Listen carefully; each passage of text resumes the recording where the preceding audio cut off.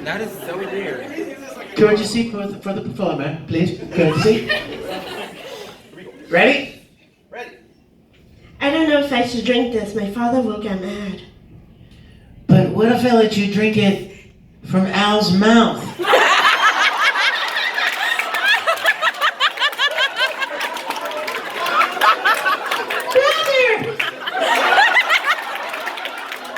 Open up, Al! Yeah, give it up for Kelsey.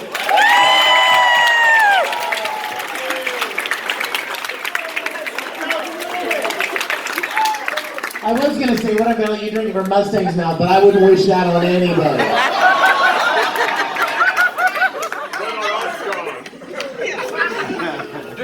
My beautiful autistic mouth. Yes. Hello again. Hello again.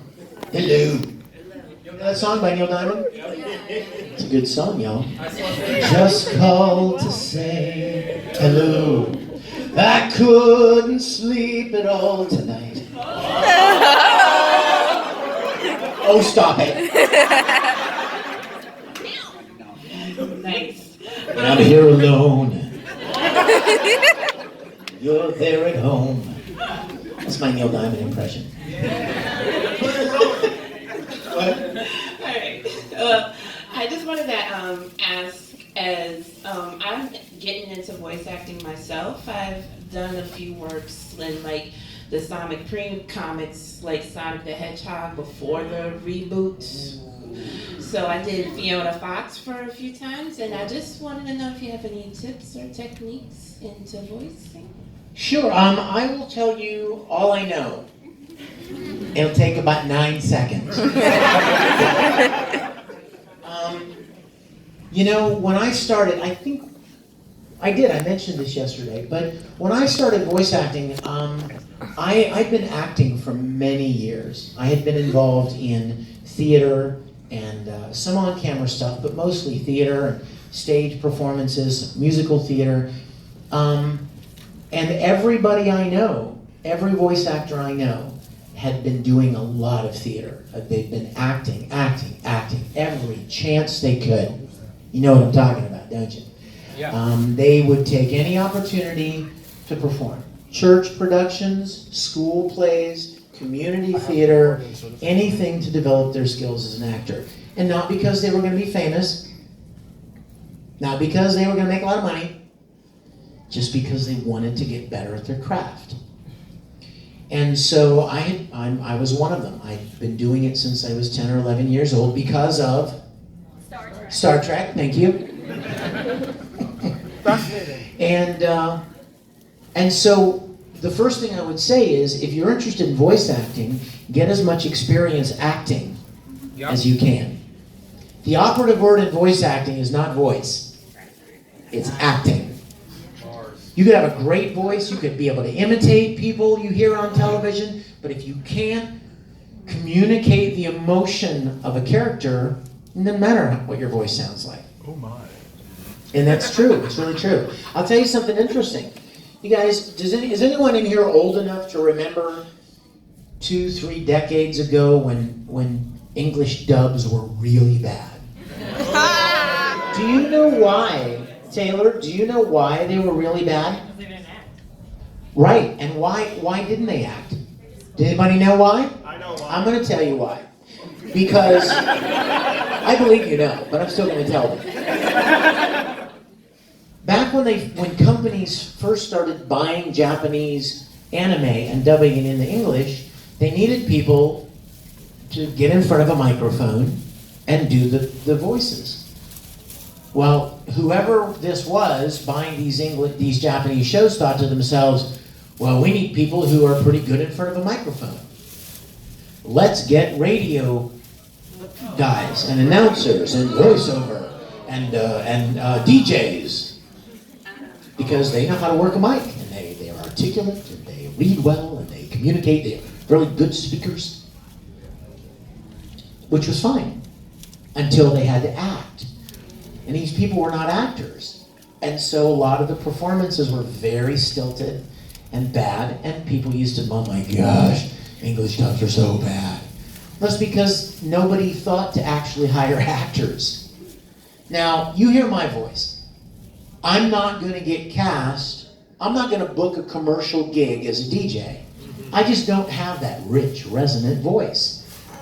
But there are certain characters that I could play, that I would have, the voice would be better, but I have a lot of acting background as well. So if you're interested in voice acting, get as much experience acting as you can.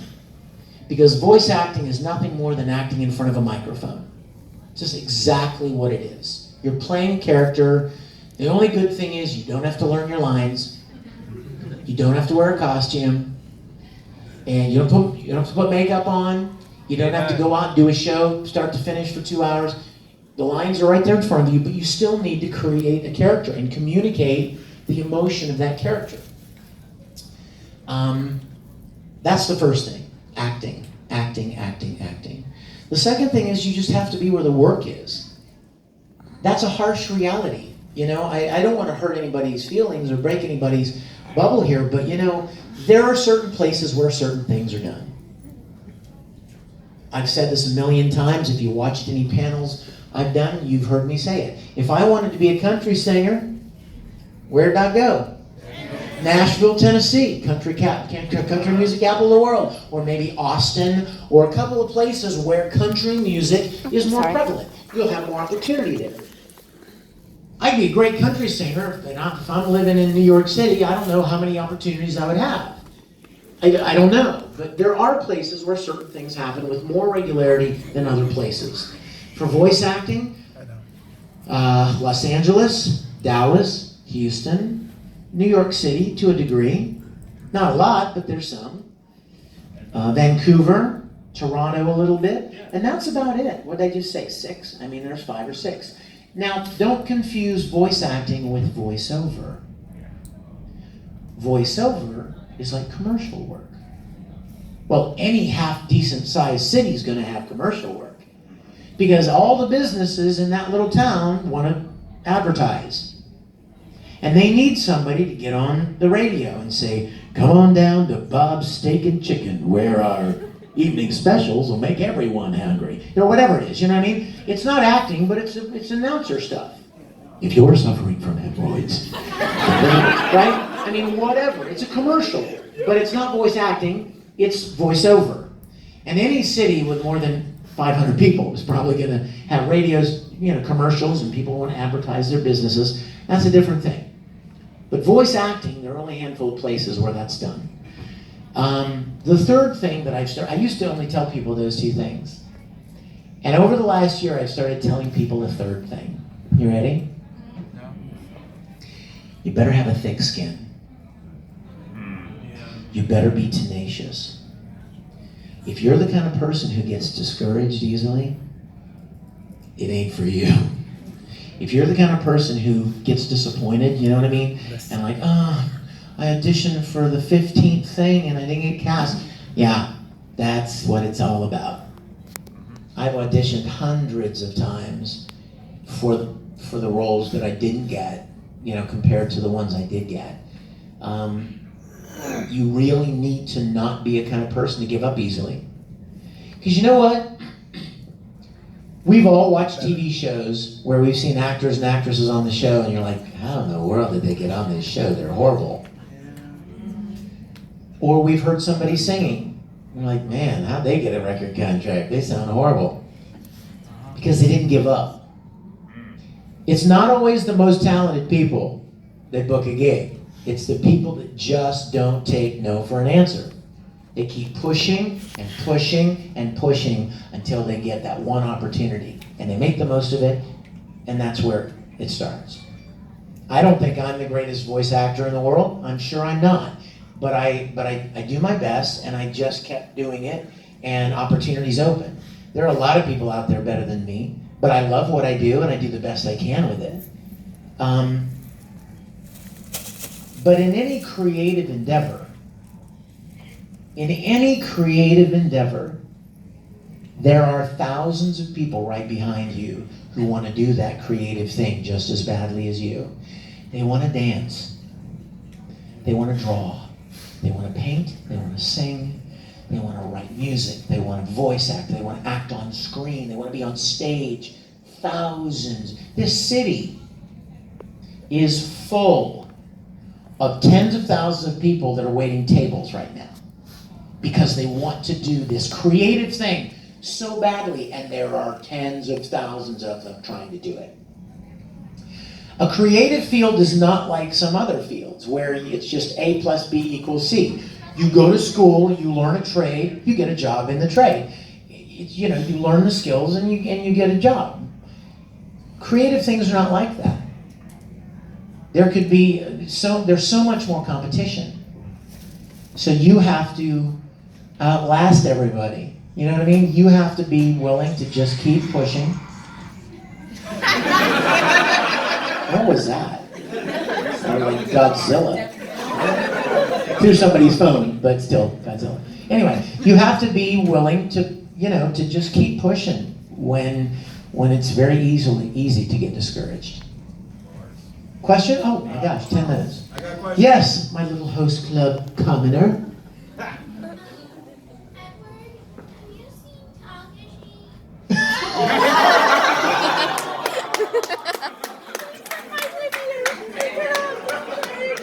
I can't answer because your voice is too cute. Can't form sentence. Yes. Okay, it's a message. My dad is a musician, well, just like you are, and the one you got a present from me and you. That Dad said thank you very much. That he's feeling a lot better. Oh, good. Good. Give your dad a hug for me, okay?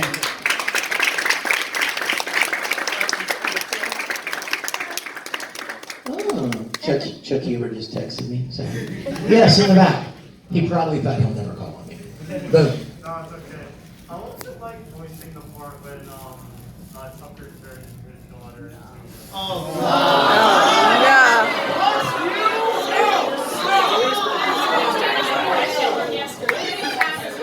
You know what's funny? People often ask me, you know how we were talking about, I was telling you guys about being really emotionally moved by this show? People often say, oh, did you cry when Nina died? No.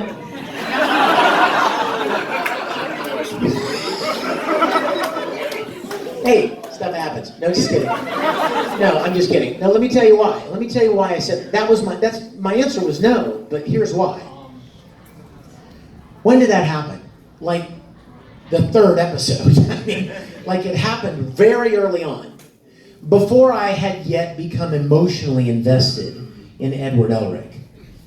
So when Ed was on the street in that episode, and he falls down to the street and it starts raining and he's crying, that's called acting. I wasn't really crying, I just was trying to sound like I was crying. But then like I did that little quote from the Bury the Chopper episode yesterday. Well, that was like 4 or 5 episodes later, and by that time, I'm in love with these characters. And when that scene happened, I was like, oh my gosh, what's happening? I'm really upset about this. So at the beginning with Nina and Tucker and all of that, it's kind of funny you asked a Tucker question and Chuck Huber just texted me. That's funny. They're talking about you, Chuck. I wasn't yet that emotionally invested in that. So it was more just like mechanically, trying to act the role to sound that way. But that was a pretty emotional scene, for sure. 5 minutes. Sir? Yes. Wait a minute, did you have a question? Because I love you, bro. You know I love this guy. Came all the way from the back, so I'm going to ask him. Is that okay? All right, well, we know you love Full Metal. I guarantee you have Netflix. Did you see the live action of Full Metal?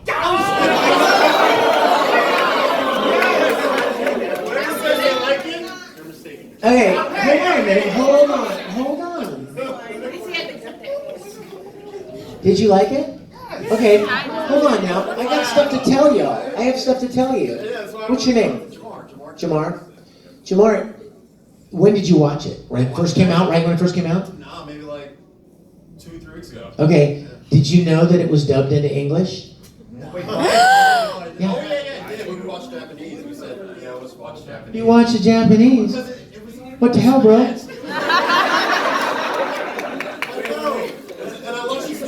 No, you know what? When it came out, I watched it, and I certainly wanted to like it, right? I mean, I always thought Full Metal would be a great live action based on what computer, CGI effects and stuff can do nowadays.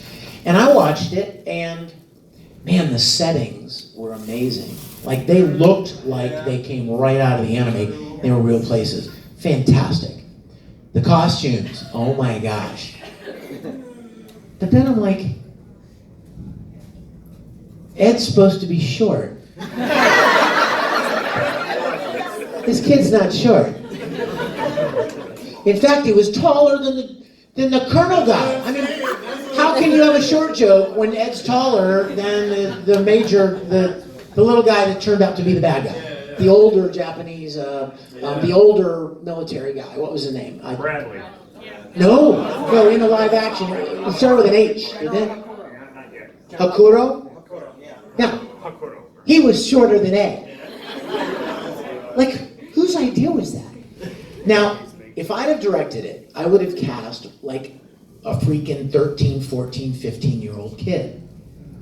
They cast a J-pop star who was 19 or 20. Okay. But I think it could have been better, but there were things that I liked about it. I loved the alchemy, the transmutation effects were cool. Yeah, and the scene with Nina, oh my gosh. Yeah, the Chimera, oh my gosh, that was amazing. So when I was contacted, they were going to dub it in English. And would you believe they wrote me and they said, "We would like you to submit an audition for this role." I kid you not. And I wrote them back and I said, "Just to clarify, are you wanting me to submit an actual audition?" And they said, "Yeah, because that's just Netflix policy. Like, they don't just cast somebody because they did the show 300 times." So I submitted an audition, and so did Caitlin, and so did Aaron. And they cast me to play Ed. I did it. It's on Netflix in English. Has anyone seen it or heard it? See, he has. It's out there. It's actually weird. It's not like they took it from their. No. That's what it sounded like. No, dude, that's me, bro.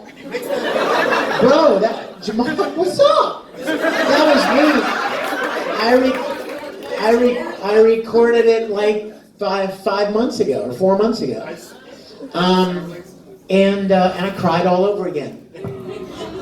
I did, because I was like, oh my gosh, I never thought I would get to do this character again. You know what I mean? And I loved it so much. And the guy that directed it for Netflix was a huge fan. He's like, I can't believe it's awesome. And one good thing was that, now check this out. If they'd have cast an actual like 15 or 14-year-old kid, like in Japan, guess who wouldn't be dubbing it in English? Because my voice wouldn't match an actual physical little kid. And Aaron's wouldn't either. I mean, Aaron's voice is lower than mine is now. But fortunately, in the live action, Edward was 19 or 20. And he was probably trying to play younger, but he looked like my voice would fit. And Alphonse, this was the beautiful thing, Alphonse was older. So they decided to use Aaron. So Aaron got to come back and do the voice of Al. Isn't that cool? And once they cast me, they asked me if I would put them in touch with a bunch of the other voice actors. And I did. I put them in touch with everybody that I knew that played the characters in the original. And some of them, I know they tried to work it out, but most of them are in Dallas. And the Netflix dub was done in LA. Caitlin plays Winry. She reprised Winry, and I reprised Ed. And Alphonse reprised, Aaron reprised Alphonse. Alphonse reprised Aaron. So yes, I am familiar with the live action. I went in and dubbed it, and I loved being a part of it. And I heard a rumor. I don't know if it's true. Don't quote me. Do not go home and put this video on Facebook and go, Vic Mignogna quoted saying, this is official news. This is not official news. I heard buzz that they're making another one. Like you know. Now, if I had done it, the other thing I have to say, I'm sorry, I know my time's up, but if I had done that, I felt like the pacing was slow. And I felt like they tried to jam too much into the movie. Yes. If I'd have been directing it, I would have made a movie out of like the first 2 episodes with Father Cornello and Leor. You know what I mean? I would make it one story and then end with Ed now getting on the train to go off in search of the Philosopher's Stone. And you set yourself up for more and more and more sequels. Next adventure, next adventure, next adventure. You know, like Harry Potter or something, where the kids are getting older and they're pushing towards some ultimate goal, right? That's what I would have done. So, but they may have expected there wasn't going to be any more, so let's put everything we can, put everything in Kitchen Sink into this thing. And I think it weakened the story. Yeah. But that's just me. That's just my opinion. But I was very glad they did it. I thought it looked great. And I was very honored to dub it. And I hope they make more. You guys, we are literally out of time. Wait a minute. What time was this supposed to be over? 7:50? Well, you know what? I'm commandeering more time because of such a small room. We'll take one more question.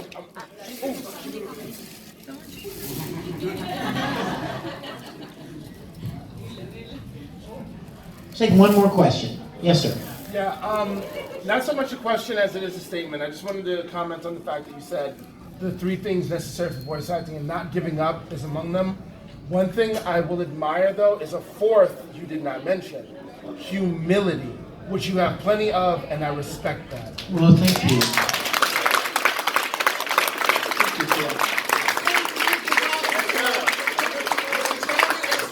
You know what? I'm going to end with this. Am I okay? Am I okay? I want to end with this, and it's going to be kind of heavy, but I have to say it because I can't stop it from coming out of my mouth.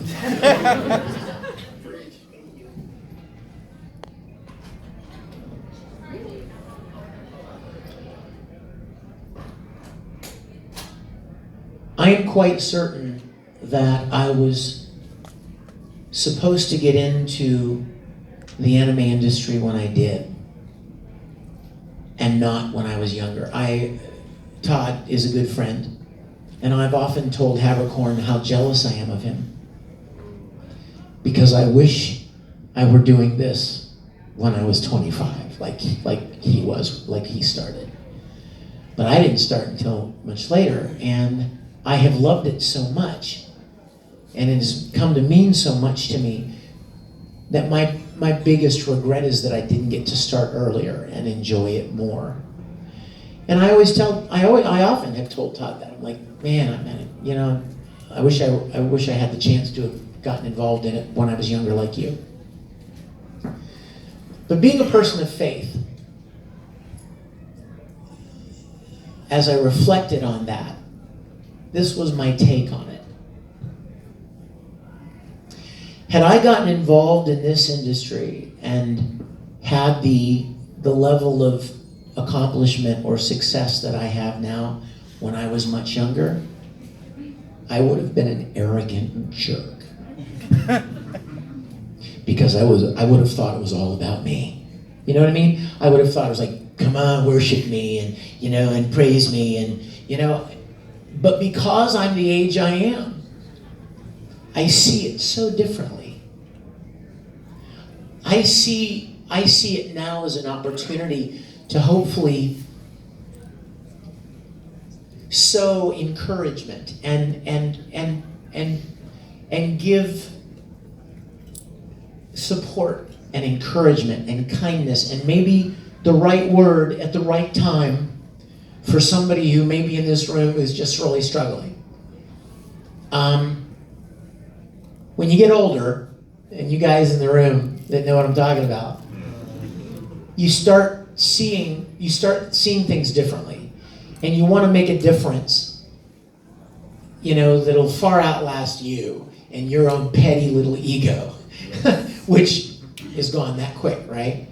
And so that is my desire. You saying that's my desire. I'm so grateful for the opportunity, and I think that I was dropped into this industry at just the moment I was, and at the age that I was, for the purpose, for a specific purpose. And if I may, that is what makes you great, because you can appreciate it now, and because you are humble, because you enjoy what you do. That is what makes you Well, thanks, great. man. Thank you.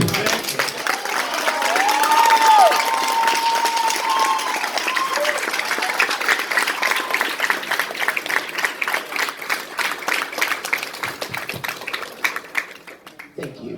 Thank you, guys. I love you guys. Thank you. Love you too. I don't even know what the schedule is tomorrow, but I've got autographs again.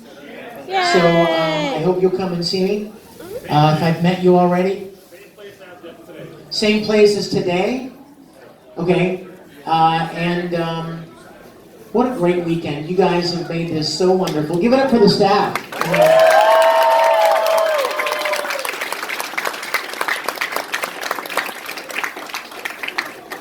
And tell them to have me back next year and to put us in a bigger room. Thank you guys for coming. I hope to see you tomorrow. Thanks. Good night.